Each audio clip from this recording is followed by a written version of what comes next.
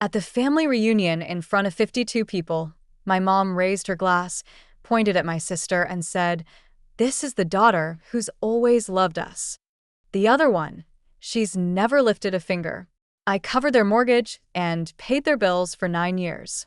I smiled and left. The next morning, I had 38 missed calls.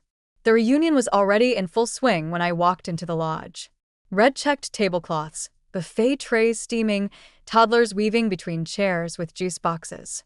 Someone had dragged a speaker onto the porch and was blasting Fleetwood Mac loud enough to rattle the windows.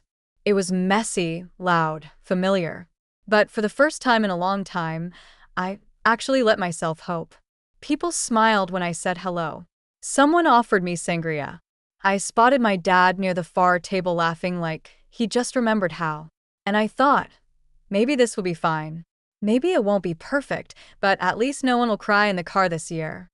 My sister Marin was circling the room in a white sundress, barefoot, glowing like a commercial for lemon bars. She was holding a frame wrapped in tissue paper tied with a little ribbon. I didn't think much of it. I'd brought a gift, too. A reservation for our parents at the fancy French place they always talk about but never actually go to. Tucked it under their dinner plate before they sat down. That's how the night was supposed to go. Quiet gestures, shared food, a few awkward hugs, nothing big. But then Marin stood up. Someone handed her a microphone. Why? I'll never know. And she gave this sweet little laugh like, "Oh gosh, I didn't plan to say anything." Which meant she'd rehearsed it for days. "Sorry to interrupt," she said and clapped her hands twice like she was calling kindergarten to order. "I just have a little something for our amazing parents." She turned, held out the frame, and handed it to her mom. It was a collage. Photos of the three of them. Vacations, birthdays, random selfies on the porch. No space for me, not even on the edges. My mom blinked, then smiled. She stood up slowly, raised her glass, and said, "This is the daughter who's always loved us." A few people clapped. Someone let out a little awe. Then she added louder now, "The other one, she's never lifted a finger." The room went quiet. Someone coughed. A fork dropped. I didn't look around, but I could feel it. The confusion, the shift, the sudden need to pretend it hadn't been said. I didn't say anything. Didn't cry. Didn't ask what the hell she thought I'd been doing all these years. I just picked up my bag, walked to the door, and left. No drama, no scene, no raised voice, just this weird bone-deep clarity that if I stayed another second, I'd never be able to forget the sound of everyone not standing up for me. I drove home in silence. It was a 2-hour drive from the lodge where the reunion was held. No music, just the blur of highway lights, and a quiet list forming in my head. How many times had I wired them money? How many bills had I paid so they could get through a rough month? How many birthdays had I skipped to work overtime so they could keep their house? I covered their mortgage. I paid their bills for 9 years. And in front of 52 people, I was erased. But fine, I smiled and left. 15 hours later, I had 38 missed calls. The next morning, I had 38 missed calls. They started coming in around 6:17 a.m., which felt bold considering no one cared where I went when I walked out the night before. The first few were from my mom, then a couple from dad. Then my favorite detail, 14 from Marin. 14, the girl who hasn't called me in months unless she needed help with her taxes, suddenly turned into a telemarketer. I made coffee, sat on the edge of the kitchen counter, and just stared at my phone screen as it kept lighting up. Eventually, I picked up. Not because I was feeling generous, but because I was curious how they'd open this one. "Oh, thank God," Marin said. "We didn't know where you went. Are you okay?" I sipped. "I'm great." "Well, we can't get on the boat." "What boat?" she huffed. "The group tour, the little sightseeing cruise they were doing this morning. We showed up and they said it was canceled. Something about a card declined." "Ah, that's it." "Well, the card on file was mine, and I canceled it." There was a long pause. I could hear her blinking through the silence. "But why?" she said. "Mom and Dad are freaking out because Mom stood up in front of 52 people and said I never lifted a finger," I said. "So, I figured why not make it true?" Another silence. Okay, but the whole trip? Yep. Lodging too. You canceled their cabin. It was in my name. They don't even have a way back. Well, then I guess you'll need to pay for their tickets. I don't have the money. That's okay, I said. You're the daughter who's always loved them. I'm sure they'll understand. And I hung up. I didn't feel proud. Not in the typical sense. No big victorious swell in my chest. This felt still after 6 years of quietly wiring money, paying the mortgage, the electric, the groceries, the dentist bill that somehow became urgent every 6 months. Silence felt like the most honest response. They didn't even know how much I covered. Not really. And I never threw it in their faces, never said, "Hey, just so you know, this trip you're all enjoying. I paid for that." I didn't need confetti or applause. I just wanted to be treated like I mattered. But apparently, a framed photo collage from Marin mattered more. You want to know the worst part? I wasn't surprised. That moment, my mom lifting a glass and saying, "This is the daughter who's always loved us." It didn't come out of nowhere. Came from years of this exact pattern. Marin was always the star, the performer, the creative one. She made them mix CDs in high school and handwritten cards with glitter that got everywhere. They ate it up. I, meanwhile, was the reliable one, the steady one, the one who got a good job and moved 2 hours away. The one who paid down her student loans and helped mom refinance the mortgage when dad was too embarrassed to ask. They'd call her when they wanted someone to come visit. They'd call me when the water heater broke. She gave them time. I gave them money. Guess which one got better lighting? It wasn't always this lopsided. Back when we were kids, they used to think, "You girls are so different, but both so special." That stopped around the time I turned 24 and started making enough to pay for things they couldn't. By then, Marin was between jobs more often than not, trying acting, then teaching yoga, then making jewelry. She lived with them for nearly a decade after college, rent-free. They used to say she was finding her way. I once paid their property tax so the house wouldn't go into default. You'd think that would have counted for something. And the thing is, I never asked for repayment. I didn't expect them to write me poems or post about me online. But standing there at the reunion, watching my mother praise Marin like she'd moved mountains while I was standing right there, I don't know. Something cracked. It was the way everyone nodded. The way no one seemed confused. That was what did it. No one blinked because to them it made sense. Of course, it was Marin who'd always been there. Of course, I was the one who never lifted a finger. So when I got home, I opened my laptop and I started canceling. Every auto transfer, every standing order, mortgage support gone. Groceries done. The gas card, I paid off every month snipped. The account I used to wire them cash each time their furnace just stopped working again. Closed. Even the dentist bill that was due the next day, I let it default. And it wasn't rage. It wasn't spite. It was clarity. If I was invisible, fine. But I wasn't going to pay for the privilege. I could have sent a message, explained everything. But they made their choice publicly. They got to live with the consequences privately. I didn't hear from them the next day. Not a single call, not a single text, which was almost cute because clearly someone had just told them to give her space. Like I was a toddler throwing a tantrum over snack options. Not a woman who'd just been publicly erased in front of 52 people after funneling 6 years of financial lifeblood into a house I didn't live in. But sure, give her space. That'll do it. By Monday, they were home. I only knew because my dad's Facebook changed locations. Great weekend with family. We are so blessed. No mention of me, obviously, and still radio silence. I pictured them walking through the front door and realizing things felt a little different.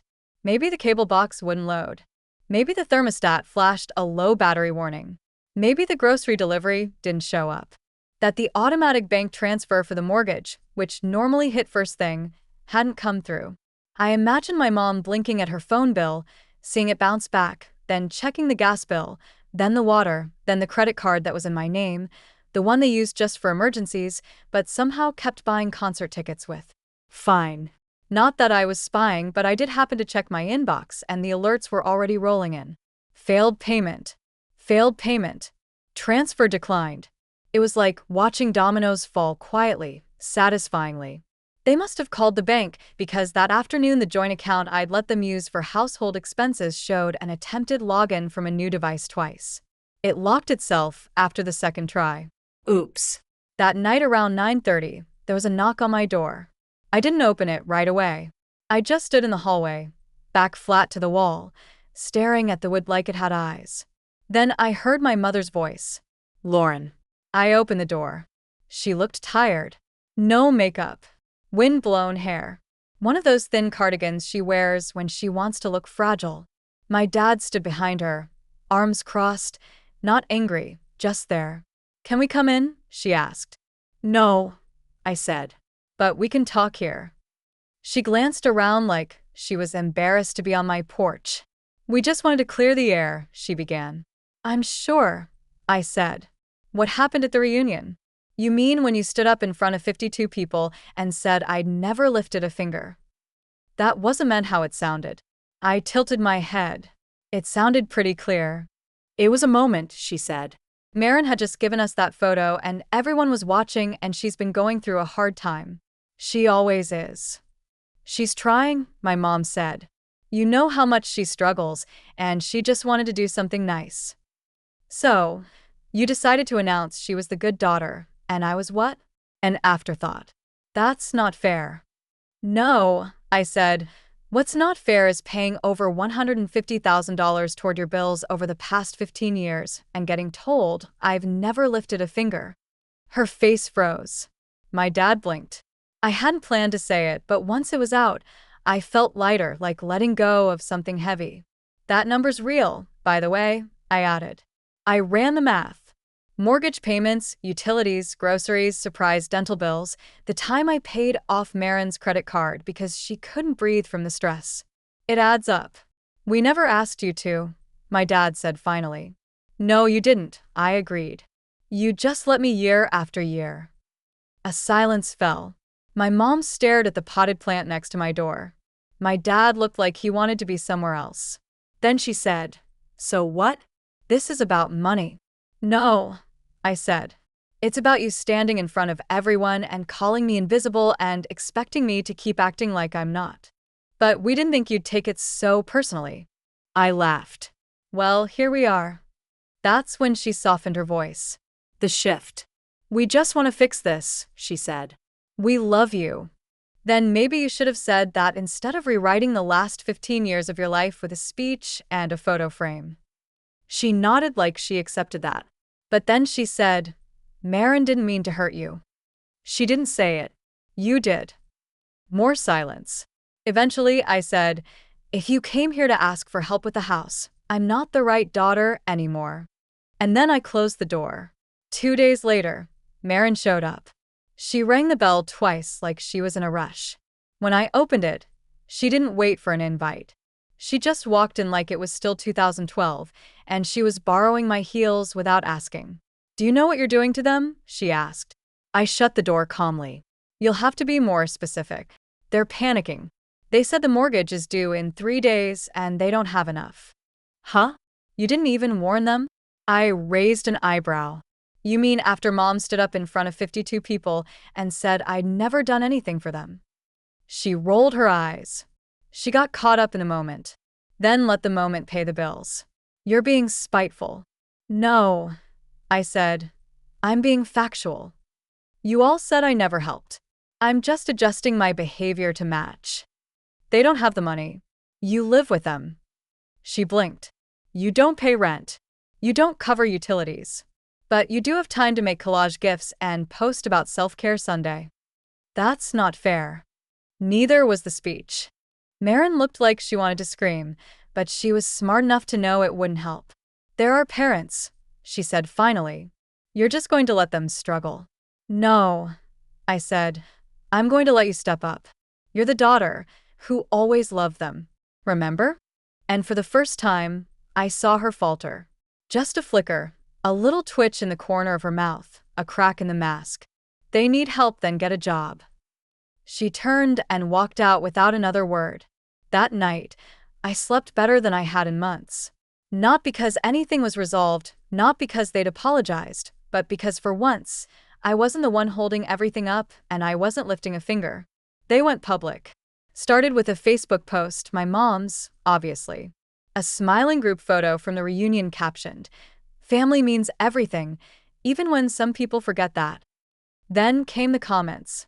"She walked out because your speech upset her." I mean, it wasn't even rude. You just said the truth. If someone gets offended just for hearing the truth, maybe there's a reason. Nobody said my name. They didn't have to. 52 people heard the quote. Most of them were on Facebook. All of them saw the photo. A few distant cousins commented with crying face emojis. One posted a vaguely religious meme about forgiveness. No one asked what I'd been doing for the last decade and a half. No one asked why the sightseeing boat and the cabin and the group dinner all magically vanished when I left. I wasn't tagged, but I saw it. A mutual sent me a screenshot with a shrug emoji.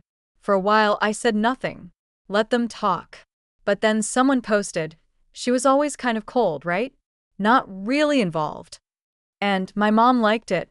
So I replied, "One post, no snark, no commentary, just screenshots, bank statements, confirmation emails, wire transfers, rent checks, text confirming receipt." The final total was spelled out at the bottom, just in case someone's them got tired scrolling.